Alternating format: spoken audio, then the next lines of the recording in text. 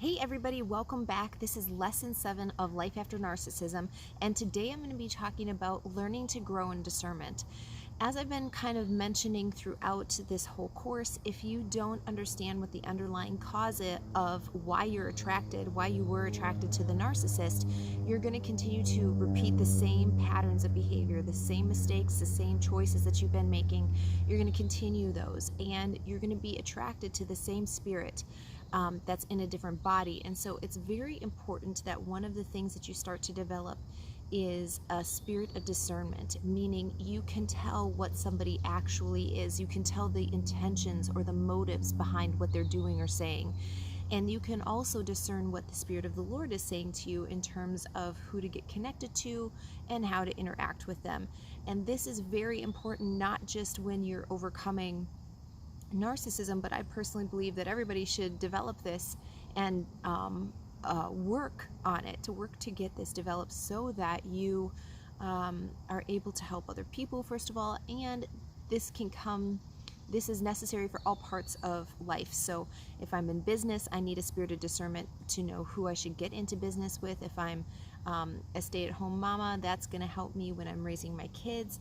So a spirit of discernment is very important for life in general, but especially when you're recovering from abuse of any kind, and especially when it's narcissistic abuse, because the spirit behind that is so charming, it's so captivating, it draws you in, as you all well know, and it gets you hooked before you have an opportunity to even decide to determine what is going on. And so that's why the spirit of discernment is so important.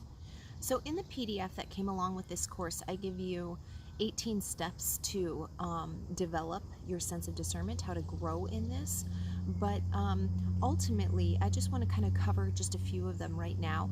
One of them is that you have to believe that you are meant to hear from God, that He speaks to you, that He wants to speak to you, that He wants you to hear Him.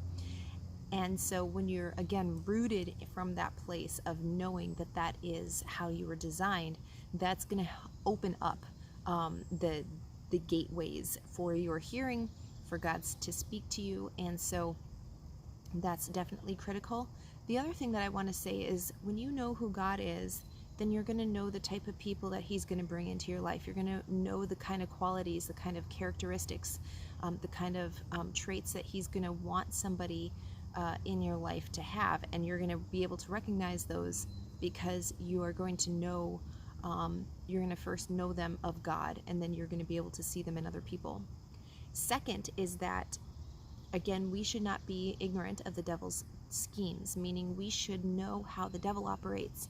And when you know how he operates, when you have studied his ways as well, you're going to be able to determine those things coming from God or from the devil. It's going to be very clear to you once you know the people, once you know the spirits behind both the good things and the bad things. When you know the spirits behind them, and God is a spirit, and so is the enemy. And so when you know the spirits behind them, you're going to be able to determine which tree, if you will, which one of these, the person in your life, the person in front of you, regardless of the situation, regardless of if this is at home or in business, you're going to know the kind of spirit that they're connected to.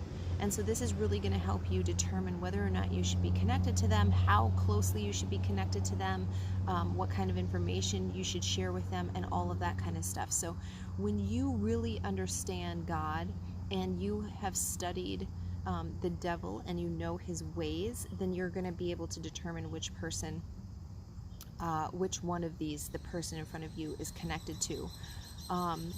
Prior to being a life coach, I was an advisor for the military, and I've worked for the military for over 13 years. I was in the Army my own self for 6 years, and one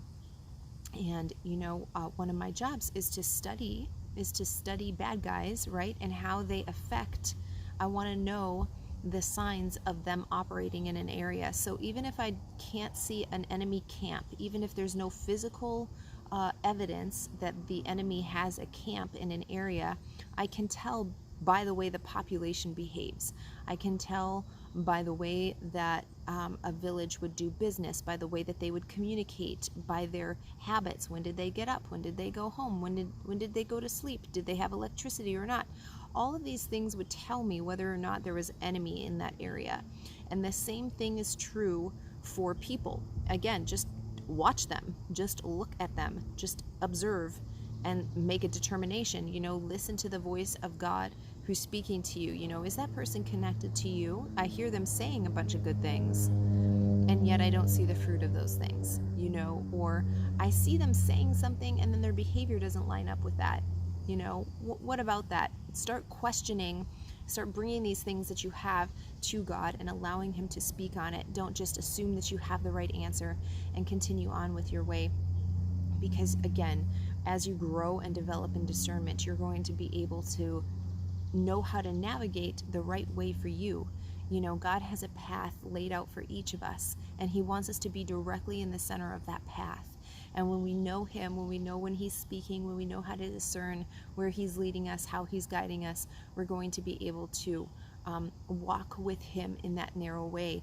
And that narrow way is the way to the abundant life. The blessings of God are on that narrow way. The fullness of our destinies, they're on that narrow way. And so this is very, very important for our overall life, but also for our generations. God thinks generationally. He is the God of Abraham, Isaac, and Jacob, and He still is that way. He thinks generationally, and He wants to set you up and get you aligned with Him perfectly so that you can pass that on to your descendants as well. So go through this lesson 7 on discernment. Look through those steps that I have on how to develop discernment, how to grow in this.